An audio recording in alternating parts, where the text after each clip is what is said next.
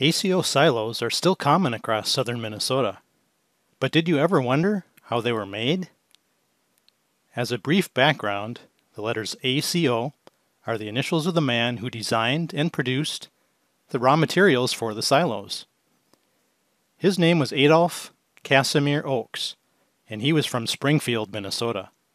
His brickyard was known as the A.C. Oakes Brick and Tile Company. Springfield, Minnesota is located in the southwest part of the state, in Brown County. The Oakes brickyard was situated on the northeast edge of town. There, Oakes made a variety of clay products, including brick, hollow block, silo block, and drain tile. A.C. Oakes was very successful because in addition to having talent, he was way ahead of his time as a marketer. At least once a year, usually around the Christmas holiday, he sent his customers a token of his appreciation. Some of his advertising pieces are shown here. He also posted advertisements in various farming-related magazines, especially his ads for the ACO silo. Another genius detail that Oakes came up with was that his company would build it for you. As there was a large German population in southern Minnesota, Oakes also paid to put his ads in various newspapers printed in German. Lastly, what could be a better advertising tool than putting his initials at the top of these silos? Every time a person sees one, they wonder what ACO stands for. Around 1903, Oakes began using his clay for making hollow blocks. Then he added an additional detail, making his blocks a curved shape, so they could be used in making a round silo. He erected the first ACO silo at the Carl Olsted farm near Hanska, Minnesota, in 1904. Over the years, Oakes produced various other shapes and sizes too. Some were larger, some smaller, some smooth, and some rough. His clay block silos would not decay or burn, and required no painting. For a potential buyer, Oakes produced several brochures about how his silos were made. This brochure was shaped like one of his famous silos. This second brochure was not quite as fancy, but provided similar information. If a person liked what they saw, another brochure provided price estimates. First of all, a buyer had to determine the size of the silo they wanted to build. They were constructed in 3 sizes, all based on the inside diameter of the silo, 14 feet, 16 feet, or 18 feet. Let's say a buyer wanted a 16-foot diameter silo. From this point, the price was determined by how tall the silo would be, or the cost per foot in height. The cost of the blocks themselves, the door frames, reinforcing steel cables, and iron ladder were $5.50 per foot in height. Next, there was a charge for the lime and cement that would be used in the mortar between the blocks. Then, of course, a charge for the masons to do the work. This gave a total per foot in height up to the roof of $9. ACO silos were built with a clay brick roof. The charge to have this built was also broken down into the same elements as the silo itself. However, this time it was for the entire cost, not by the foot. For the brick, block, iron band, iron ring, window light, and finial for a 16-foot diameter silo, the cost was $30.25. The labor for completing the roof was $14.50. The lime and cement used in the roof construction was $5.25. This gave a grand total of $50 for the roof. If the buyer wanted the silo to be plastered on the inside, there was an additional charge. I have not seen many that had this done because the design itself was so sturdy. I am guessing that the ACO lettering at the top of the silo was put on for free. If a farmer wanted something else, it probably cost a little extra. There were some additional details to know about. First, the masons brought their own equipment, which included the scaffolding. The charges shown were based on a silo height of 30 feet or higher. The buyer had to furnish the sand for the cement, do the excavating, and put in the concrete foundation and floor. He also had to provide helpers for the crew of masons, board them, and pay for their transportation. The final charge was shipping the raw materials to the job site.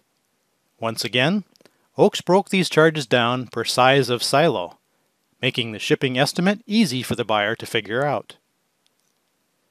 Another chart provided the buyer with other estimates. First, the buyer found his silo size. For this example, let's look at a 16-foot diameter by 30-foot tall silo. This size of silo required 8 yards of sand, 34 sacks of cemix, 40 sacks of cement, and took 4 days to erect. Once a buyer had signed on the dotted line, the construction phase began. Agronomists back in the early 1900s spent a lot of time designing plans for the modern farm. Although not pictured here, most silos were erected next to the barn. The farmer either hired a crew to dig the silo foundation, or he did the job himself. Oakes recommended that the silo foundation be a circular concrete pad, 4 to 8 feet below ground level, for the added ground warmth it provided to the silage. 4 to 8 feet was also below the frost depth, which would prevent heaving. The clay silo blocks would be laid on top of this concrete pad. When the farmer had the foundation finished, the clay block could be laid. The correct number of silo blocks were sorted out at the Oakes Brickyard in Springfield. They would always send a few more, due to the expected breakage of some along the way. The brick and block were loaded onto rail cars at the Springfield plant, and sent to the nearest depot to the buyer. As per their agreement, the buyer would pick up the silo supplies at the depot and transport them to the build location. In the early 1900s, that process would usually involve horsepower. Again, our 16 by 30 foot silo would take 4 days to erect. Oakes had several crews of masons who traveled around the region building silos. These included Albert Blue, Bernard Engelin, and Clement Schmid. These crews did nothing but erect silos during the warm season, so they could do it faster and more efficient than a local crew of masons. The crew first figured out the center point of the silo, where they anchored a pole in the ground. From the pole they connected a perpendicular swivel arm that would show the correct radius of the silo from the center. This arm could be swung in any direction, so the crew could keep a perfect circle. From our example, the radius would be half the 16 feet, or 8 feet. The masons laid the curved block in the 16-foot circle, row by row. Once they reached a point around 5 feet high, they needed scaffolding to lift the masons off the ground. This was a system of 4 posts, located in 4 equidistant points from the inside of the silo. From these posts, a system of supports and braces were interwoven to provide a working platform for the masons. This is a view from the bottom of a silo, looking up toward the wooden platform. This platform allowed the crew of masons to continue laying circles of curved block up to the designated height of the silo. The crew also needed to erect another post outside the silo, where they could connect a pulley to a crossarm. This pulley system allowed the support crew on the ground to feed additional materials to the masonry crew as the silo became taller. In this example, a horse is providing the lifting power. The buyer had to furnish the horse and driver. This picture shows another example of a silo nearing its finished height. The support worker on the ground kept the masonry crew working without delay. To complete the Oakes silo, a brick top encapsulated the structure, which provided a sturdy cap as shown by this photograph. To build the brick top, the masons laid row after row of brick in a circular shape. This photo is looking up from the inside of the silo. Once the brick were in place, they were cemented over, so water would easily run off.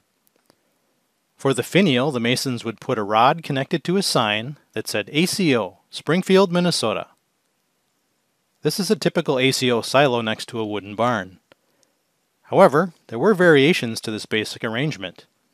One was a connected double silo that could be attached to a wooden barn. A buyer could also connect his ACO silo to an ACO block barn. One of the fanciest and most expensive variations was a double ACO silo and an ACO block barn. I've only seen a few of these, but they were very impressive structures. The ACO letters were traditionally put on top of the silos. However, there were also variations to this. This silo shows the letters AA at the top, which I would guess were the buyer's initials. This silo shows the letters LPLCH at the top, which stood for Lake Park Lutheran Children's Home. In this example, the periods on the A and C show the date the silo was constructed. This is the only example like this that I have seen. Here's another example of the ACO Springfield, Minnesota finial. This is a different type of finial, more like a vent. Finally, the finial on this silo was a weather vane. Oakes was very proud of his silo design and its popularity, and he featured it on some of his other advertising pieces. In 1911, he filed a patent to protect his invention. In his advertising brochures, Oakes told his customers, "An ACO silo will be the pride of your farm. It is a real monument, something that your grandson will point to someday with pride and say, 'My grandfather built that.'" If you love ACO silos as much as I do, you can find an ACO collage poster I designed at my mnbricks.com website under the Shop tab. That concludes the video. Please check out my websites at mnbricks.com and chaskabrick.com.